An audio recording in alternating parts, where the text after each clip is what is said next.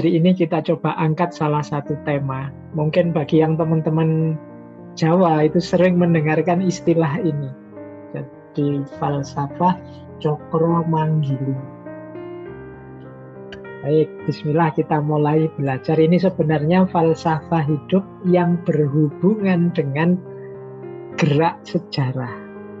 Ini kalau dibahasakan dengan bahasa ilmiah ini sebenarnya luar biasa. Cuma menggunakan bahasa Jawa itu mungkin Bapak Ibu merasa wah ini kuno sekali, antik sekali. Tapi sebenarnya modern sekali dalam kontennya. Jadi saya coba kita lihat ya. Ini 3 teori besar untuk membaca gerak sejarah kalau dalam filsafat. Nah, cokro manggilingan ini bagian dari pandangan tentang sejarah yang melingkar atau siklus. Jadi teori sejarah itu kan secara umum ada 3. Ada yang membaca sejarah itu maju terus, linier. Jadi yang kemarin lebih baik, hari ini lebih baik dari kemarin, besok lebih baik lagi, besok lebih baik lagi. Ini ada pandangan sejarah yang seperti ini.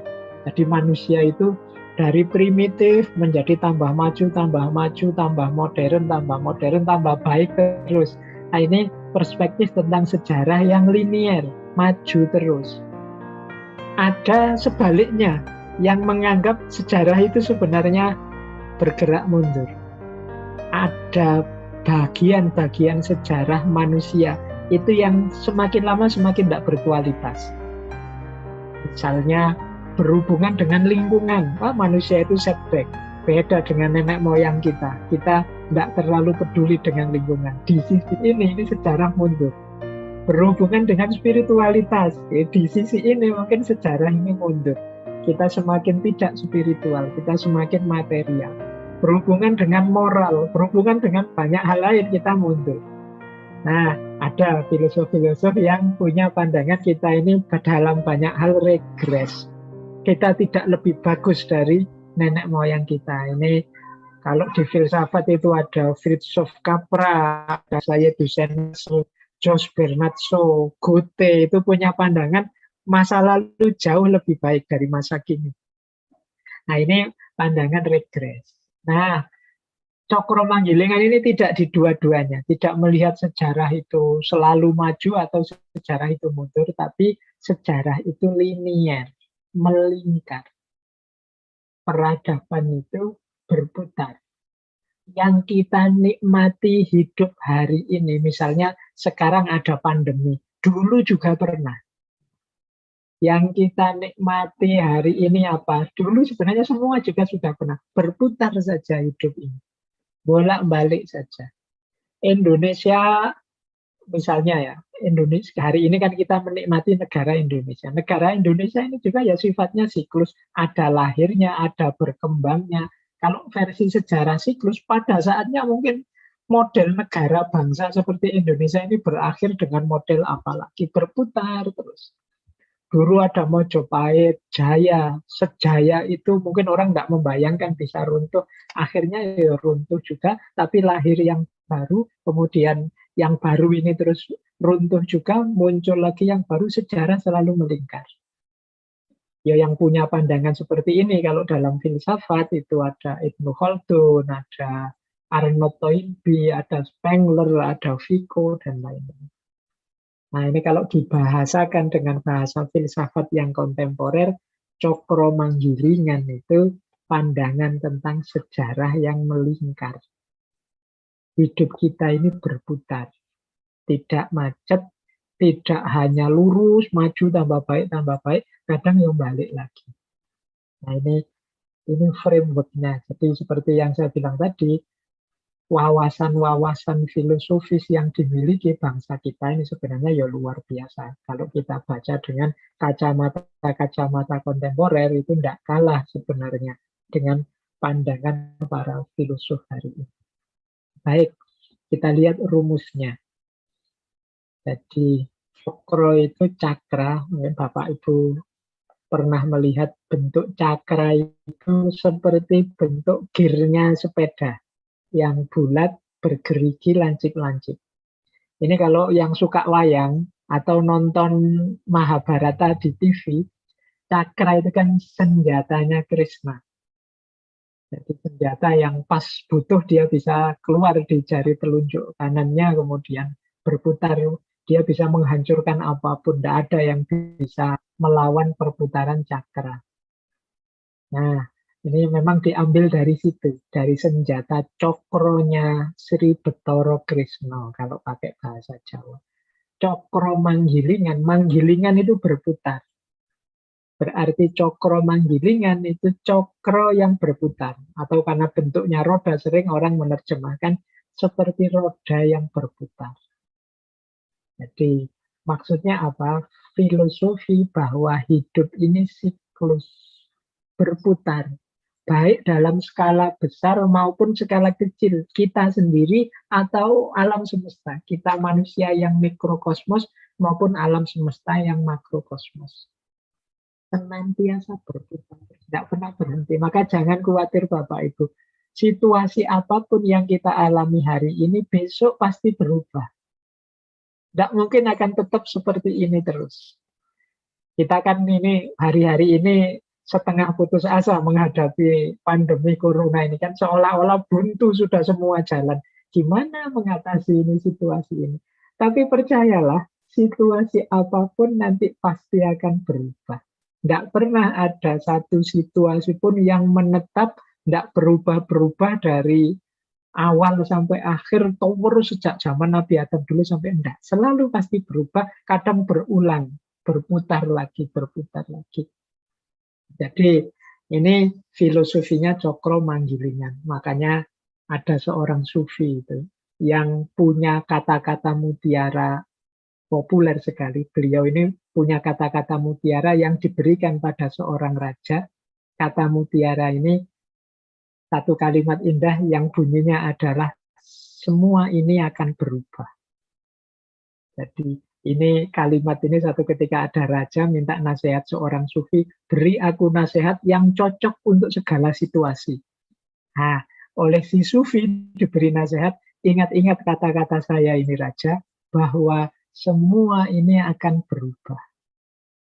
Wah, jadi ini ampuh kalimat ini ternyata dalam hidupnya raja. Begitu dia menang perang, dia lihat, ingat kata-kata sufi tadi, aku ndak harus kemudian melonjak-lonjak gembira, karena pasti ini juga akan berubah. Seseneng-senengnya kita menang perang, mungkin besok ada saatnya kita yang kalah perang. Jadi begitu kita kalah perang juga begitu, sekarang aku sedang kalah, tapi pasti ini juga akan berubah. Besok mungkin situasi juga ganti. Maka boleh Bapak Ibu dipakai ini semboyan, bikin tulisan besar di kamar yang bunyinya ini semua akan berubah.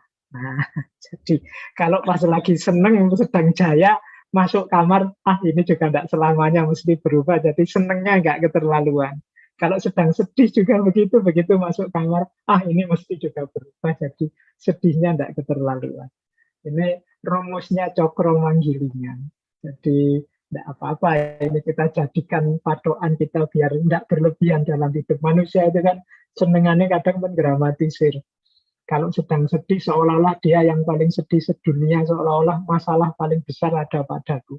Kalau sedang senang juga begitu, sering lupa diri. Maka remnya yang ampuh itu tadi. Ingat-ingatlah apapun itu pasti akan berubah. Ini rumus dasarnya Cokro Manggilingan. Nah, ini temennya. Secara proses Cokro Manggilingan itu ada keywordnya. Keywordnya apa?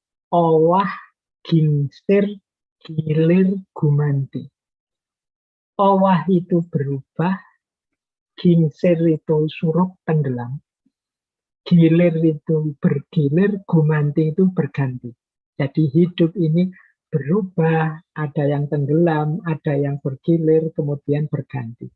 Owah, gingsir, gilir, gumanti. Jadi apapun yang kita alami, semuanya owah, gingsir, gilir, gumanti. Semuanya berubah, kemudian semakin aus, tapi juga pada saatnya lahir sesuatu yang baru yang menggantikan. Jadi kita punya kesehatan, kekuatan hari ini, Tapi kan nanti juga berubah, gingsir, mungkin pada saatnya ketika umur bertambah kita akan sakit-sakitan, kemudian meninggal, tapi ya gilir gumanti ada anak-anak kita melanjutkan perjuangan kita, kemudian sahabat-sahabat kita melanjutkan cita-cita kita. Inilah hidup, cokro manggilingan, senantiasa berputar. Nah, manifestasinya apa? Kalau dalam filosofi Jawa itu ada istilah wolak-wali zaman. Wolak-wali zaman itu berbolak-balik. Yang dulu jaya, sekarang susah. Yang dulu susah, sekarang naik. Ini namanya wolak-wali zaman. Dulu kita seneng-seneng, sekarang kita prihatin karena ada pandemi. Itu wolak-wali zaman. Dulu orang yang ke masjid itu dipuji-puji, ini orang utama, ini orang yang rajin ke masjid. Sekarang orang yang ke masjid dilirik, ya jangan ke masjid, orang sedang pandemi sini. Ya kan, ini namanya wolak-wali zaman. Dulu kalau ketemu orang, kita ketemu langsung cium tangan. Wah, sopan sekali anak ini cium tangan. Tapi sekarang cium tangan itu kita, wah, nggak sopan. Zaman pandemi gini kok nggak cium tangan. Jangan-jangan menularkan virus. Ini wolak-wali zaman. Dulu kalau kita berkunjung kemana-mana itu wah ini senang silaturahmi. Kalau sekarang mungkin orang tidak menganggap itu positif lagi. Itu wolak-wali zaman. Jadi zaman ini bolak-balik. Kalau kita tidak punya kemampuan mengadaptasi wolak-walik zaman, kita akan kesulitan luar biasa dalam hidup ini. Jadi maka batin kita, mental kita harus luas dan siap menghadapi wolak-walik zaman. Zaman pasti berubah dan berbolak-balik. Nah, ini dasar filosofinya. Baik, kita lihat sekarang penerjemahannya. Ini Bapak Ibu yang Jawa pasti sering mendengar kata-kata ini dalam gending gamelan Jawa. Ini salah satu proses cokro manggilingan dalam hidup manusia. Ini siklus hidupnya manusia. Ini yang menyusun Poro Wali, Wali Songo yang menyusun ini. Bapak Ibu mungkin sering dengar istilah lagu-lagu Jawa, tembang Jawa. Ada Mas Kumambang, ada Mijil, ada Sinom, ada Kinanti, dan seterusnya.